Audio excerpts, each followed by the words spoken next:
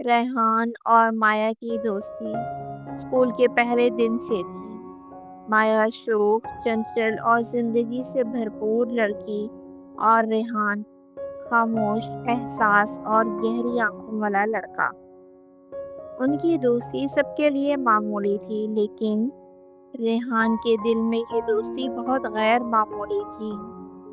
مایا اس کی دنیا تھی۔ اس کی ہر بات، ہر مسکراہٹ ریحان کے دل میں جگہ بنا چکی تھی۔ ریحان ہمیشہ پیچھے رہتا، کیونکہ اسے ڈر تھا اگر وہ قریب آیا تو کہیں یہ پلکوں پر سجا خواب بکھر نہ جائے۔ مایا بے فکری سے زندگی گزارتی رہی، کبھی ریحان کی نظروں میں چھپی محبت کو نہ سمجھ سکی۔ وہ ریحان کو میرا سب سے اچھا دوست کہہ کر سب کے سامنے فخر سے پیش کرتی، اور ہر بار ریحان کے دل میں ایک خاموش آہ ابھرتی۔ ایک دن جب وہ دونوں اسکول کی گیلری میں بیٹھے ہوئے تھے، مایا نے ہچکچاتے ہوئے کہا، ریحان، مجھے کسی سے محبت ہو گئی ہے۔ ریحان کا دل دھک سے رہ گیا، لیکن اس نے ہونٹوں پر مسکراہٹ رکھ کر کہا، واقعی؟ کون ہے وہ خوش نصیب؟ فرحان، وہ نیا آیا ہے نا کلاس میں، وہ بہت کیئرنگ ہے، وہ میری بات سنتا ہے، میرا خیال رکھتا ہے، مجھے لگتا ہے وہی ہے۔ ریحان نے صرف سر ہلایا۔ دل میں جو طوفان اٹھا، وہ آنکھوں کے رستے باہر آنا چاہتا تھا، لیکن ریحان نے ان آنکھوں کو خاموشی سے بند کر لیا۔ اسی رات اس نے اپنی ڈائری میں لکھا، مایا خوش ہے تو میں بھی خوش ہوں۔ شاید یہی محبت ہے، صرف چاہنا بغیر کسی دعوے کے۔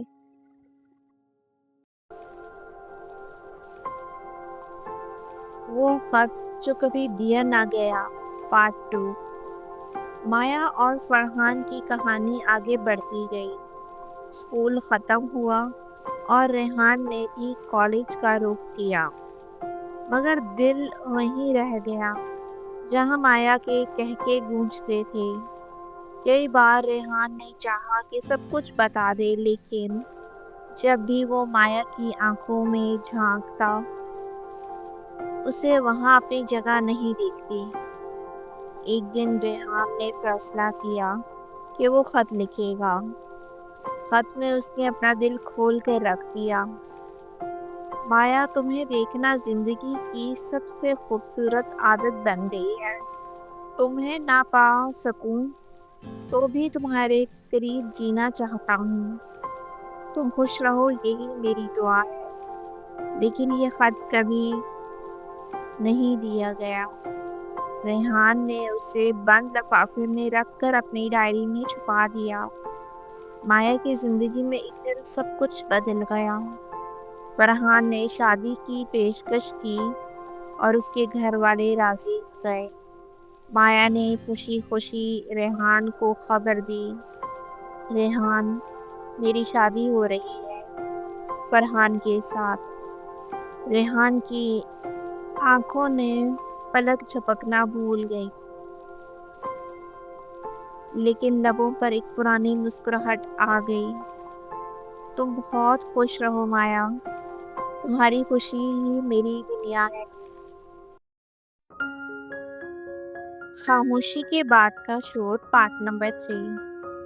مایا شادی کے بعد دوسرے شہر چلی گئی۔ ریحان اب پہلے جیسا نہ رہا، دوستوں سے کٹنے لگا، بات چیت کم، چہرے پر اداسی کا ایک سایہ۔ اس کی ماں اس کی حالت دیکھ کر پریشان ہو گئی۔ ریحان بیٹا، کیا ہوا؟ ریحان نے دھیرے سے کہا، کچھ لوگ لفظوں سے نہیں جاتے، خاموشی سے دل میں گھر بنا لیتے ہیں۔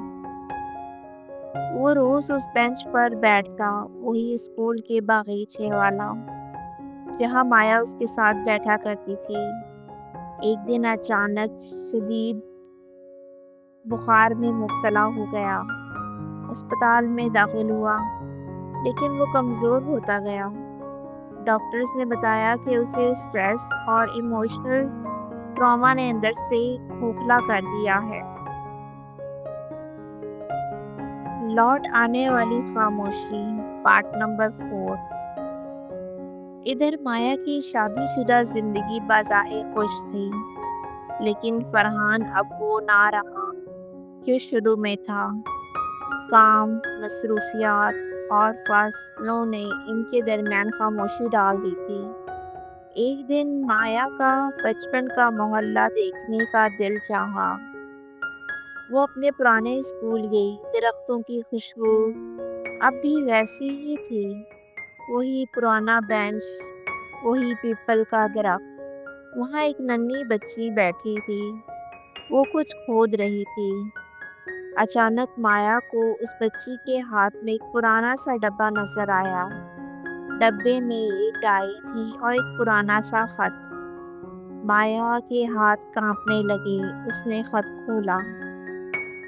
مایا، یہ خط شاید کبھی تمہیں نہ ملے، لیکن اگر ملے تو جان لو، تمہاری ہر خوشی میری دعا تھی۔ میں تمہیں لفظوں میں کبھی نہ کہہ سکا، مگر دل کی ہر دھڑکن میں تمہارا نام تھا۔ مایا کی آنکھوں سے آنسو رواں تھے۔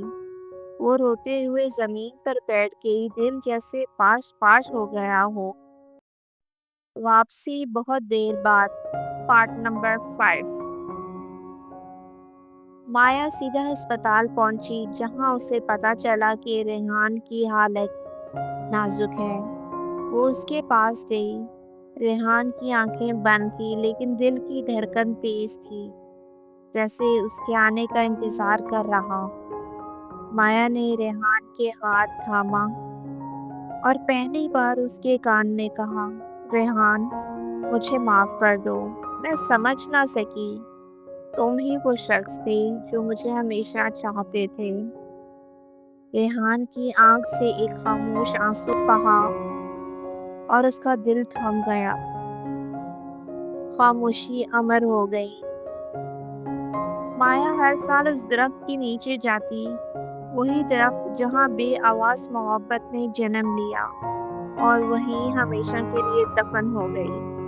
مایا نے وہ خط، وہ ڈائری اور وہ بینچ، سب کو محفوظ کر لیا،